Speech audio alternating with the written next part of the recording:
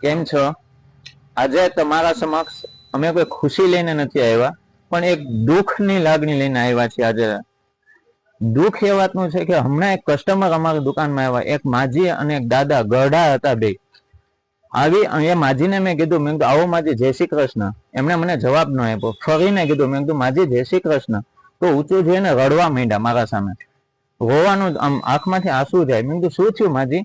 મને કહે કે બેટા મારા બે દીકરા છે, આજ દિવસ સુધી બેમાંથી એકેય દીકરાએ મને આવી રીતે બોલાવીને જય શ્રી કૃષ્ણ નથી કીધું. એટલે મને આમ એકદમ રડવું આવી ગયું. અને એ બે મારા દીકરા એના ફેમિલીમાં બહુ ખુશ છે. અમને બે માણસને, મને ને તારા દાદાને વૃદ્ધાશ્રમમાં મોકલવાની વાત કરતા હતા. આજે અમને ગામના સપોર્ટથી અમે એક નાના ઓરડામાં રહીએ છીએ. તો મને એ વાત સાંભળીને મને ઘણું ગલતી ફીલ થયું.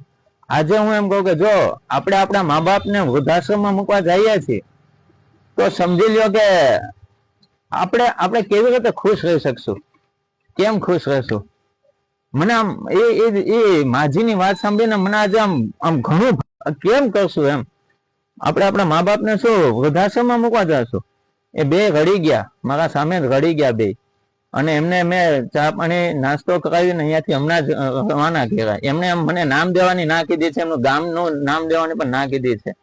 તો આપણે બધા સાથે મળી એક આજે નિયમ લઈએ કે જે કોઈના મા બાપ વૃદ્ધાશ્રમમાં હોય એને વાંચતે ગાજતે પ્રોસેસન સાથે એને પાછા ઘર લેવો અને એમને સાચવો, એમની સેવા કરીએ. કાલે સવારે આપણે પણ ગઢા થશું, આપણા દીકરા એ પોઝિશનમાં આવશે. એક બીજો સંકલ્પ કરીએ કે આપણા ગુજરાતમાં એક પણ વૃદ્ધાશ્રમ ન હોવું જોઈએ. એક વૃદ્ધાશ્રમ ન હોવું જોઈએ. હરેકના મા બાપ પોતાના ઘરે હોવા જોઈએ. એ આપણું ઘર નથી, આપણા મા બાપનું ઘર છે. તો માફ કરજો કઈ તમને દુઃખ લાગ્યું હોય તો, પણ મારાથી નથી રહેવાનું આજે.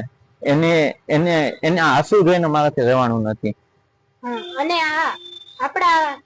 આપણા મા બાપ વૃદ્ધાશ્રમમાં ન રહેવા જોઈએ. અને જે વહુ છે એ એના સાસુ સસરાને રાખવા નથી માંગતા, તો આપણા ભાઈ ભાભી આપણા મમ્મી પપ્પાને ન રાખે તો આપણે કેવું ફીલ થાય? તો આપણે આપણા સાસુ સસરાને સાચવવા જોઈએ. ઘણા લોકોને એવી ડિમાન્ડ હોય છે કે મારા સાસુથી હું અલગ રહું, મારા સસરાથી હું નહીં, બધા સાથે રહીએ, બધા સંપીને રહીએ. ગલતી ફીલ થઈ હોય, ખોટું લાગ્યું હોય તો માફ કરજો, મારાથી રહેવાનું નથી. જય હિન્દ, જય ભારત.